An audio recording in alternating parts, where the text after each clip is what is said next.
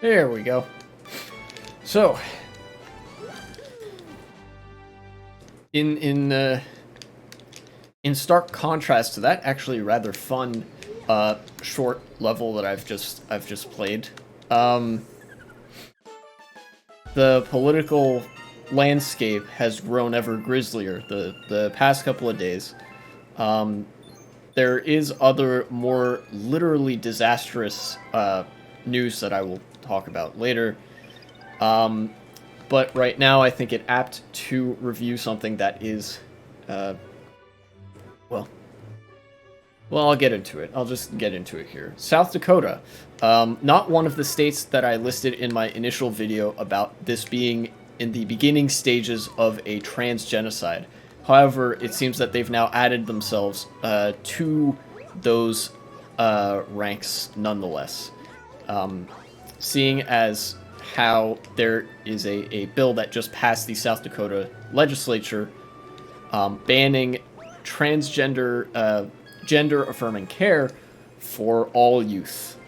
If I take a pause here to read this article from CNN, South Dakota is set to prohibit nearly all forms of gender-affirming treatment for transgender minors after a proposed law gained sweeping approval through its state legislature. This is a very red state that we're talking about here.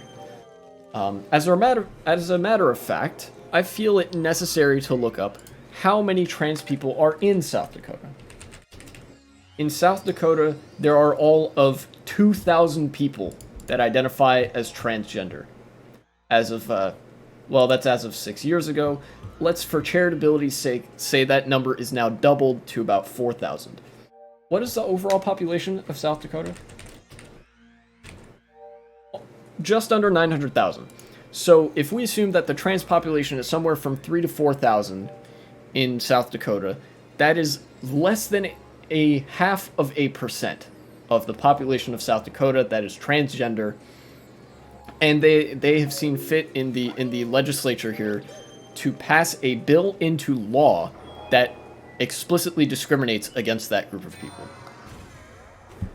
The state Senate passed a House bill banning surgical and non-surgical, that's the key there, they banned non-surgical care as well, meaning just like hormone blockers and stuff that you could just as easily reverse by not taking anymore. Surgical and non-surgical gender-affirming treatment for minors on Thursday in a 30-4 vote, advancing the legislation to Governor Noem's desk. Noem will sign the bill into law, a spokesperson for the governor told CNN on Friday. The legislation bars puberty-blocking medication in patients under the age of 18, as well as sex hormones and surgery related to gender transition. Opponents of the measure say it would be harmful to transgender children and is an intrusion by the government into medical decisions. No shit. Definitionally, this is just meant to harm trans children. There is no purpose of this legislation other than to target the transgender community. And I can explain why very briefly. Hormone blockers, or puberty blockers, rather, are used for other things aside from gender transition as well. For example, there's a condition known as precocious puberty, where kids will undergo puberty too early. And sometimes it is necessary for puberty blockers to be used just to keep people's hormone levels in line with what is expected for their age. For example, somebody might have like a spike of testosterone and stuff if it's a young boy experiencing precocious puberty, might start having pubescent features around the age of 10 or 11, where that would start to appear more like 12, 13. Something like that. But, of course, the Republicans in the state of South Dakota, and more broadly, don't actually care about that. They're just going to use this to target the transgender community. In fact, here we go. Democratic State Senator Liz Larson said, "Surgeries gone wrong are simply not happening in South Dakota," while announcing her opposition. I don't know about you, but I don't need the state legislature when I'm in the doctor's office. This is absolutely true. That, the legislature has no position, has no business telling you what you can or can't do in consultation with your doctor.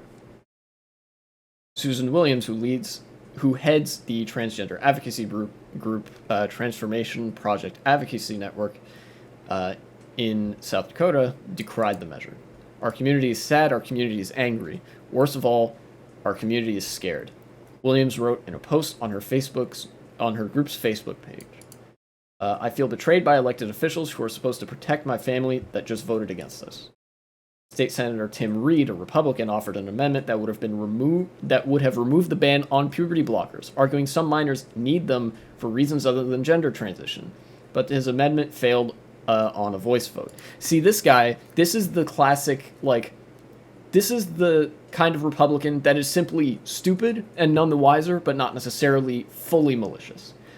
Like I said, precocious puberty. But the rest of the Republican Party, their plan is simply to ban them anyway and ignore the ban for precocious puberty, or just lump those kids in with the trans community and have them be subject to this harmful legislation as well. Supporters of the legislation say treatment for minors should be limited strictly to mental health counseling. Republican State Senator Al Novstrup, a sponsor of legislation, said, "We care deeply about children who are struggling with their identities and want to provide them with true meaningful help, not permanent physical damage." This is blatantly false and dishonest framing. Now, there is something of an argument to be made that it is kind of iffy ground to allow minors access to transition surgeries such as top or bottom surgery. However, this argument does not stand up to scrutiny when you see the data on the matter that only 1% of all the people who end up going through with gender transition surgeries end up regretting it, which is an order of magnitude or so lower than hip and knee replacement surgeries, which are more ubiquitously considered acceptable, but are statistically more likely to have high regret rates. South Dakota is among several Republican-led states that have been proposing and advancing anti-trans measures in recent years. Last February, South Dakota became the first state to disallow transgender women and girls from competing on sports teams consistent with their gender at accredited schools and colleges. If you'll recall, this was a ban on transgender people in sports that affected only enough people to count on a single hand. That bill that banned trans girls and women at schools and colleges from participating in sports affected at most 5 people. They wrote an entire bill to discriminate against 5 people. More recently, Utah passed a law last month that bans hormone treatment and surgical procedures for minors seeking gender-affirming care. So South Dakota is far from the only state to do this. But yeah, I felt the need to talk about that. Well, firstly, because politics is what I like to talk about on this channel. But also because this is urgent for all of the trans people that live in South Dakota. All anywhere between 3,000 to 4,000 of them, I want to say, something like that, as to my best guess. Your life is in imminent danger. And if you have kids that are considering whether or not they are actually their gender assigned at birth, whether they are transgender, whether something's going on there, their life is imminently in danger. No matter how many folks come forward like Senator Tim Reed, I believe Senator Tim Reed, maybe has some decent intentions behind it, but regardless, the actions of the Republican Party and the agenda of the Republican Party in South Dakota can only result in genocide. That is the only possible outcome that can occur from banning an entire type of medical care for young children. And they specifically pointed out that they were also banning puberty blockers, which are well known to be one of the most reversible forms of medical treatment that you can do for being trans. All you have to do to reverse the effect of the puberty blockers is to stop taking the puberty blockers. And also, what was not mentioned in the CNN article that I feel obliged to mention here is that the passage of this bill banning medical care, trans medical care for youth, also necessitates the detransition of any youth who are currently on said medical care, no matter how sure of a shot they've been told it is from their doctor, no matter what kind of consultation they've gone through. Republicans have simply deemed it categorically morally unacceptable to be trans. This is as blatant an announcement of genocidal intent as I have ever seen. It cannot get more clear than this until the death camps start being built. Anyways, I apologize if I came off very strongly there, if you felt like it was kind of an assault on your senses. This is the world we're living in. So if you'll remember to when I made my first video about the trans genocide having started in Tennessee, Texas, Arizona, Arkansas, and Missouri, it has now also begun in South Dakota. And if there is any means by which you could accrue some funds to move elsewhere, I will reiterate, to a blue state in the Union or to another country, please do so if you are trans. Your life is not safe if you're in South Dakota. I would, here's the thing, right? I would analogize Republicans to the Nazis in some senses, right? The obvious targeting of a minority group, the attempts to legislate said group out of existence, basically their ideological opposition to anybody from that group existing in society, right? Blatantly genocidal attitudes. But one of the key differences is that with the Nazi Party in Germany, their chosen scapegoat minority was the Jewish community, was Jews, who have historically been a very persecuted minority group throughout all of human history, just about,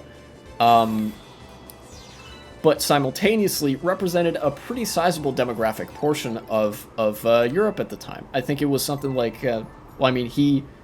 Hitler was responsible for the death of 6 million odd Jews, in addition to other so-termed undesirables. In the United States, the trans community, numerically and proportionally, is an even smaller selection of the population. So the Republicans couldn't even settle on bullying the Jews, the most bullied group in history. They had to pick a group that was even more marginalized to begin with to commit genocide against. Which to me means two things.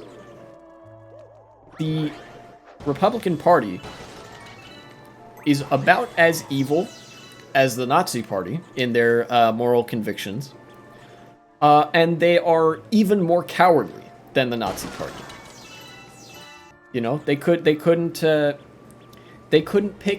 They couldn't even have the decency to pick on a minority group that has any representation in any notable institutions. They had to go with the most ant-sized group that they could possibly think of, which obviously is not to give any credence to the Nazis, because all the representation and demographic privilege in the world wouldn't matter if you're still targeting a demographic of people simply by virtue of their membership in that demographic. I'm sorry, that got really heated. Basically, Republicans are evil, and their party is evil, rather. And they are attempting to commit genocide against one of the most marginalized communities that we have ever known in the United States, to the effect that they are a minority of a minority. The trans community is.